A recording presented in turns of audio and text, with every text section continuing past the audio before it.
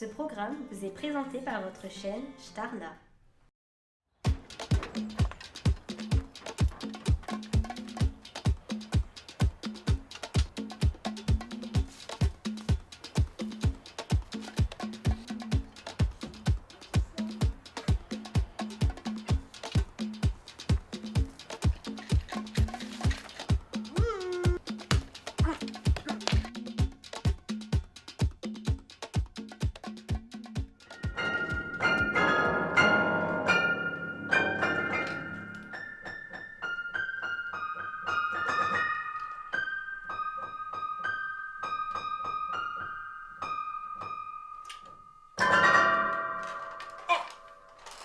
Vous voilà.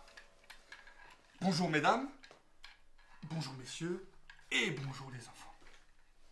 J'ai l'honneur de vous accueillir dans notre nouvelle édition de notre nouveau programme On dort. Pardonnez-nous de l'ambiance et de la poussière qu'il y a dans ce bureau, mais je vais essayer de répondre à toutes vos questions. Savez-vous, par exemple, que l'homme passe à peu près 10% de sa vie à rêver?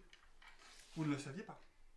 Pour ce premier numéro, nous nous sommes consacrés à l'étude du sommeil et de vos rêves. Freud avait sa théorie, mais mon équipe et moi-même allons vous démontrer en quelques minutes ce qui se passe dans votre cerveau quand vous dormez et quand vous rêvez. Commençons donc par le commencement. Quand vos yeux se ferment et quand vos paupières sont lourdes. Vous vous êtes certainement déjà demandé pourquoi nous dormions autant. Eh bien moi, je vais vous le dire. Le sommeil est très utile. Et oui, quand vous dormez, vous reposez votre corps. C'est d'ailleurs pendant votre sommeil que votre système immunitaire est le plus actif. Dormir permet aussi de mémoriser ce qui s'est passé dans une journée et d'organiser dans votre tête ce que vous avez appris. Et oui, on le sait tous, la nuit porte conseil. Non. Plus sérieusement, le sommeil est réellement vital. Qu'est-ce que c'est que cette histoire? Lors d'une expérience menée dans les années 30, des chercheurs avaient donné un traitement à des soldats pour qu'ils ne dorment pas et certains étaient devenus fous. Mais le sommeil est un mécanisme très complexe, avec une succession de 3 à 5 cycles, de 90 à 120 minutes chacun. L'activité cérébrale est loin d'être de tout repos. Bien au contraire, même si le rythme de notre sommeil varie durant la nuit, ces 4 phases vont se succéder une à une tout au long de la nuit. Chaque cycle de sommeil dure environ 90 minutes.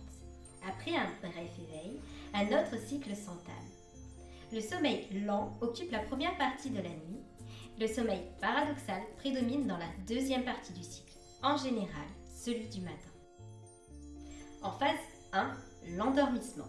C'est quand votre cerveau ralentit, que le calme s'installe et que la respiration devient régulière. À ce stade, nous pouvons encore entendre les bruits. On décompose ce stade en 2 étapes, la somnolence et l'assoupissement. En phase 2, le sommeil léger est la phase intermédiaire entre l'endormissement et le sommeil profond. Dans la phase 3, appelée sommeil lent, l'activité cérébrale ralentit. C'est la période d'installation du sommeil profond.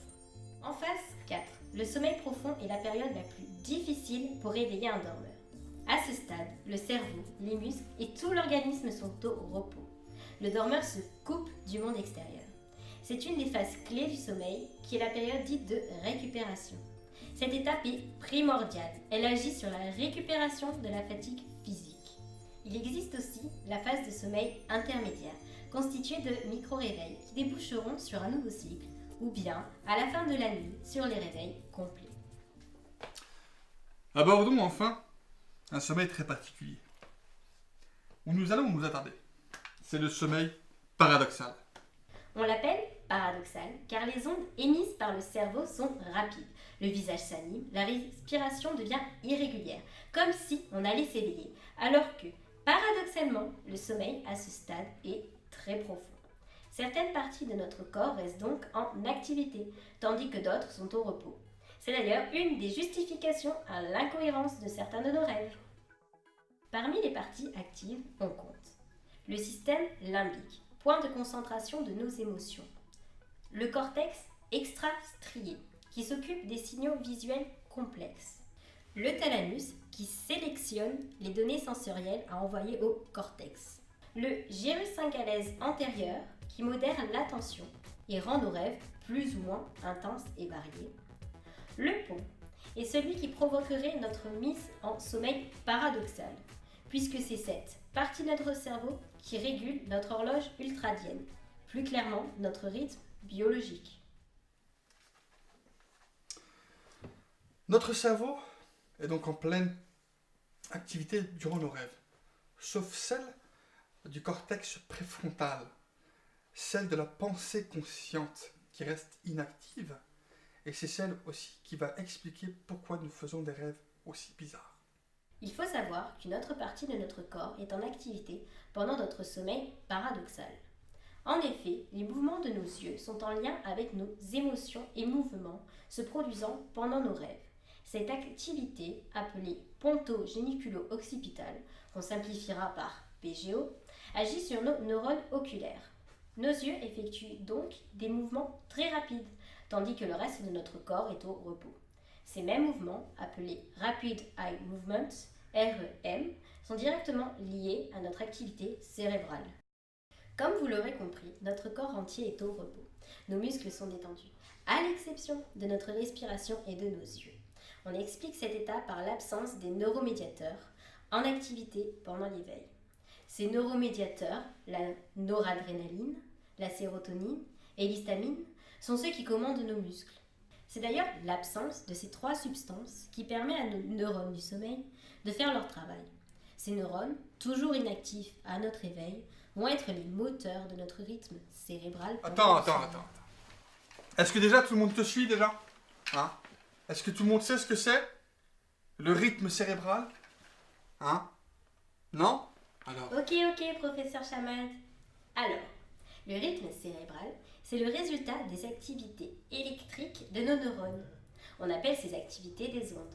Pendant que nous rêvons, en sommeil paradoxal, ce sont les ondes dites bêta qui s'activent.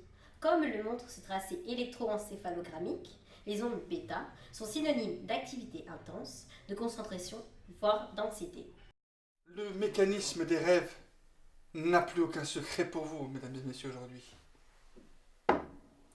Les hommes ont toujours essayé de les analyser, les intriguer, mais le rêve restera inexplicable.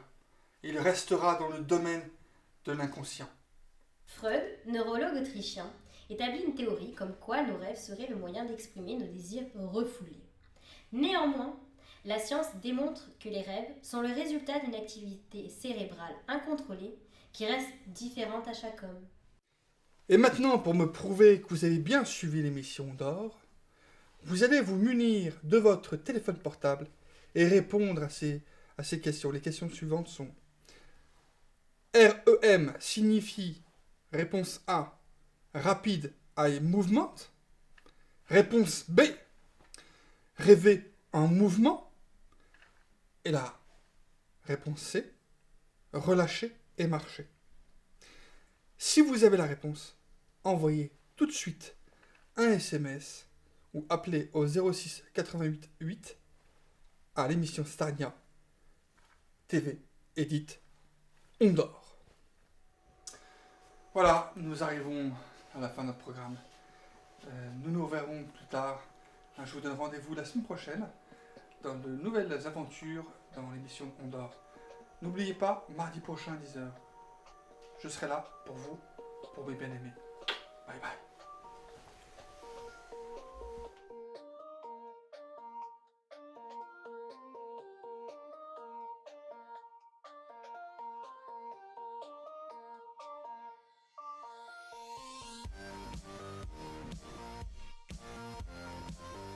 Dans votre prochain épisode de Ondor, découvrez un tout nouveau reportage sur la narcolepsie. Accès de sommeil, perte de contrôle des émotions, hallucinations ou encore paralysie du sommeil. Venez écouter le professeur Chamad et son équipe pour de toutes nouvelles aventures.